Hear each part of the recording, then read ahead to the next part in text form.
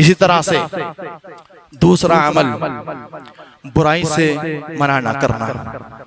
अल्लाह की लानत, अल्लाह की मार, अल्लाह की फटकार, अल्लाह का गज़ब ऐसे लोगों पर उतरता है जो लोग बुराई को देखते हैं लेकिन मना नहीं करते। मेरे भाइयों, आज हम समझते हैं कि सिर्फ बुराइयों से रोकना आलिमों का काम है, उलमा इकराम का काम है। यकीनन नहीं, बल्कि उम्मत का हर नौजवान, उम्मत का हर बुजुर्ग, उम्मत की हर खवातीन, इन तमाम के तमाम लोगों पर बुराई को रोकना और नेकी का हुक्म देना, ये सब पर वाजिब है।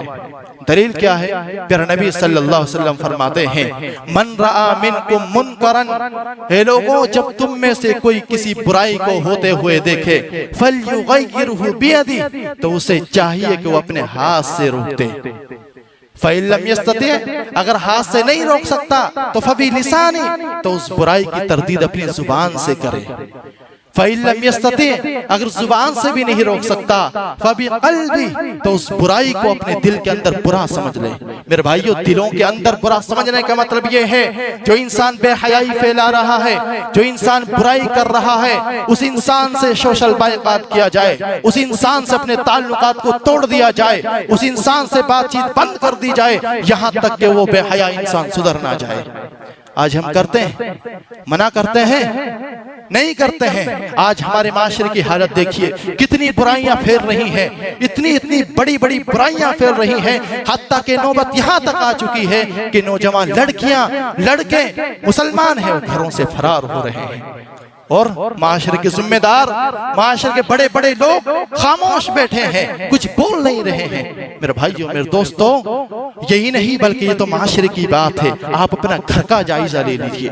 बाप के सामने बेटा बुराई कर रहा है, गलत काम कर रहा है, लेकिन बाप मना नहीं कर रहा है।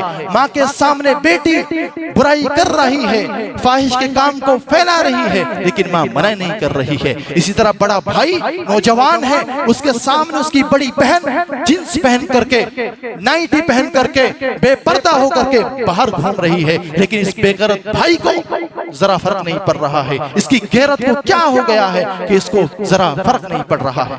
मेरे भाइयों, मेरे दोस्तों, याद रखो, जब नौबत यहाँ तक पहुंच जाए कि जिम्मेदार माशरे की बुराइयों को ना रोकें, जब यहाँ तक नौबत पहुंच जाए कि घर के जिम्मेदार माँ बाप भाई अपनी बहनों को, अपनी बेटियों को बुराई से ना मना कर सकें, तो याद रखो मेरे भाइयों, मेरे दोस्तों, उस उम्मत का हाल, उस माशरे का हाल सिवाय बुराई को कुछ नहीं हो सकता।